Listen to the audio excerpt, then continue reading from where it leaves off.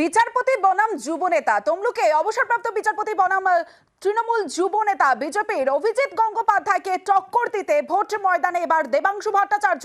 অন্যদিকে বাঁকুড়ার বিষ্ণুপুরে লড়াইয়ে দুই প্রাক্তন দীর্ঘ টানাপোড়েনের পর বিবাহ বিচ্ছেদ, নতুন জীবন শুরু দুজনেরই।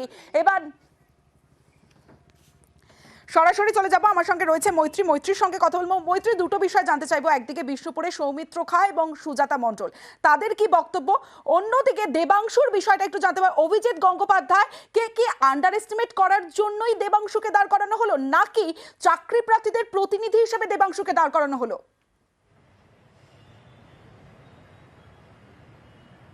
দেখো, নিঃসন্দেহে দেবাংশু ভট্টাচার্যকে দাঁড় করানো তমলুকের কেন্দ্রে কিন্তু নিঃসন্দেহে একটি মাস্টার স্ট্রোক বলা যেতেই পারে তৃণমূল কংগ্রেসের তরফ থেকে। তার কারণ অভিজিৎ গঙ্গোপাধ্যায় বিজেপিতে যোগ দেওয়ার পরই এখনো পর্যন্ত তার নাম ঘোষণা না হলেও বিজেপি মহলে যেটা খবর, জোর খবর, যে শুভেন্দু অধিকারীর গড় বলে পরিচিত তমলুক আসন থেকেই দাঁড়াতে চলেছেন সদ্য প্রাক্তন বিচারপতি অভিজিৎ গঙ্গোপাধ্যায়। এবং সেখানেই তার বিরুদ্ধে প্রার্থী করা হলো কাকে? না, দেবাংশু ভট্টাচার্যকে, যিনি যুব নেতা এবং তৃণমূলের রাজ্য আইটি সেলের সভাপতি। ফলে একদিকে তিনি যুবদের প্রতিনিধি, এবং প্রসঙ্গত এখানেও একটা মনে রাখতে হবে, মুখ্যমন্ত্রী মমতা বন্দ্যোপাধ্যায় তিনি কিন্তু বলেছিলেন যে ছাত্র যুবরাই কিন্তু প্রতিবাদ করবেন, তারাই কিন্তু তার হয়ে লড়াই করবেন।